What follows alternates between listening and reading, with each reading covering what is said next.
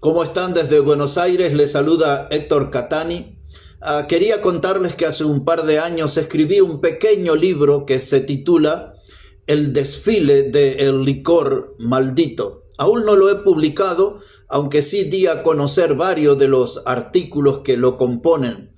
Hoy quisiera comentarles un breve fragmento que se titula La galería de los orines del diablo. En el mundo se ha vuelto una enorme galería donde se expone el alcohol, a quien nosotros le llamamos el demonio líquido, cualquiera sea en sus sabores o en sus colores. En los aeropuertos, en los shopping, en las terminales de buses, en concursos mundiales, el alcohol forma parte de ese rodaje de la industria del pecado.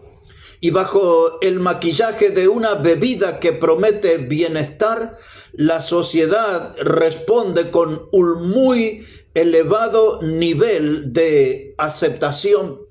Pero también existe otra mirada que la califica al alcohol como una droga en el sentido más estricto de la palabra, porque droga es una sustancia introducida en el organismo por cualquier vía y que actúa sobre los diferentes órganos, el modo especial sobre el sistema nervioso, produciendo así un cambio en la conducta y vivencia, manifestándose esta droga en forma de dependencia o adicción. En la Biblia hay un pasaje en el libro de los Proverbios que dice: no mires al vino cuando rojea, cuando resplandece su color en la copa, porque se entra suavemente, mas al fin como serpiente morderá y como aspi dará dolor. Ese habla del alto poder seductor del alcohol. No mires al vino cuando rojea, porque tiene su encanto, tiene su atractivo. Hay algunas personas que se autocalifican como bebedores moderados y ellos se jactan de tener lo que le llaman una cultura alcohólica. Pero eso no es más que un modo de enmascarar su vicio y no querer exhibirlo públicamente para no ser sometido a la vergüenza que los hace terminar como una víctima de ese veneno, del licor maldito. Más bien lo que buscan estas personas es quitarse ciertas culpas, reduciendo la situación a un ritual necesario, y así consiguen un rebaño de cómplices que le van a servir de refugio y le van a proveer cierta libertad para que pueda sentirse en un estado desculpabilizado. En otras palabras, buscan otras personas un cómplice para disimular lo que es su adicción, no es su cultura alcohólica, porque esa persona es un verdadero esclavo. Ya hace 5000 años en la antigua Mesopotamia y los sumerios habían producido una bebida que le llamaban el siraku. El siraku era una bebida que supuestamente volvía a las personas felices y extrovertidas. Luego los babilonios adoptaron también esas clases de bebida y allí en Babilonia fue una de las principales fuentes de producción de lo que hoy se conoce como cerveza. El rastro nos lleva a lugares para dar con las principales raíces de lo que yo llamo la plaga alcohólica. Bien, de tal modo que aquellos que estudian leyes o que los que han hojeado la historia escucharon acerca del Código de Hammurabi. El Código de Hammurabi estaba compuesto por 282 leyes y en ellas se mencionan como 20 veces las variaciones de cerveza.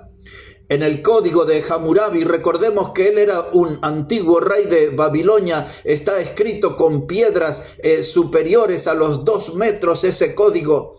Allá por el año 1795 al 1750 antes de Cristo figuraba que debía de ser castigado con pena de muerte quien vendiera cervezas diluidas o el mal estado.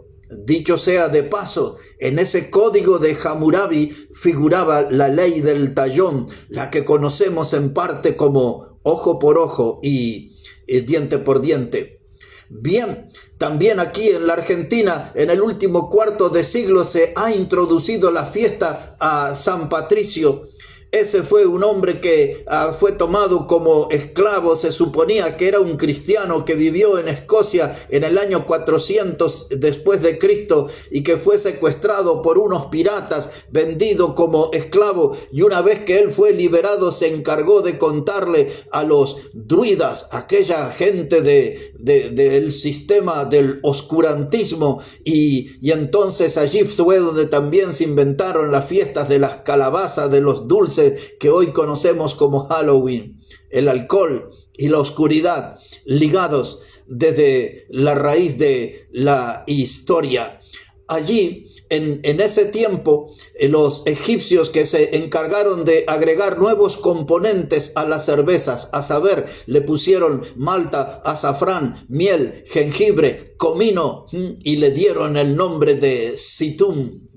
Hay que seguir el rastro para encontrar la fuente de la cerveza. Orín del diablo, la galería de los orines del diablo, de eso le estoy hablando en estos minutos. En la antigüedad a la cerveza se le atribuía una función nutritiva. Por eso es que en los brindes muchas veces se usa la palabra salud. Pues claro, eso era lo que decían, que la cerveza era como una fuente de salud. Y bueno, esos no son más que datos de la historia. Galería de los orines del diablo. Por estos días en Shanghái se hacen sus fiestas. Yo recuerdo una del año 2023 que fue una gran exposición de vinos y licores en Shanghái. En otras latitudes lejanas y desconocidas para nosotros también hacen grandes celebraciones, se le rinde un culto al alcohol. Hay grandes bodegas que se destacan en ciudades como Montreal, como Seúl, como Zúrich, Budapest, San Pablo, Stuttgart, New York, Hong Kong, entre otras, en donde se levantan los estandartes de la modernidad alcohólica.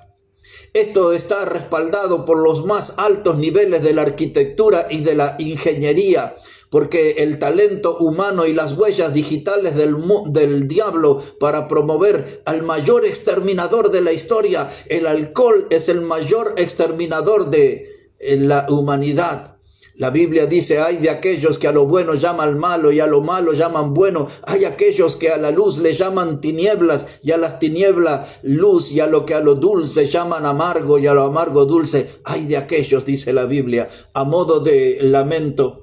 Aquí en la Argentina hay muchas bodegas que siempre hacen levantar banderas de triunfos en concursos internacionales. Muchas vinotecas donde se guardan o se coleccionan vinos y hay catadores y hay gente con títulos de enólogo, sommelier, y los organizadores del tour por el vino son candidatos a alimentar las mismas llamas del infierno. Esa gente que ha descubierto un oficio que le da muchas ganancias terminarán alimentando las llamas del infierno. El desfile del licor maldito. Alejandro Magno, el gran conquistador griego, con 23 años conquistó el mundo, murió tan joven, esclavo del alcohol a los 33 años.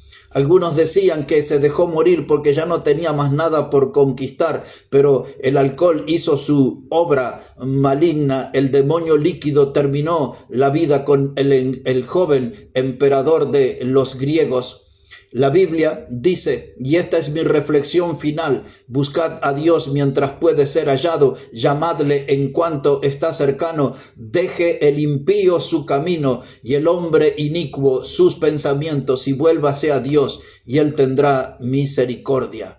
El desfile del licor maldito, la galería de los orines del diablo, todo aquello que para usted hoy le parece un gran triunfo, va a ser su gran humillación el día de su encuentro con Dios. En cualquiera de sus colores y de sus sabores, el alcohol es nada más que un orín del diablo. Busque a Dios mientras pueda ser hallado. Desde Buenos Aires, Héctor Catani, a corazón abierto para usted.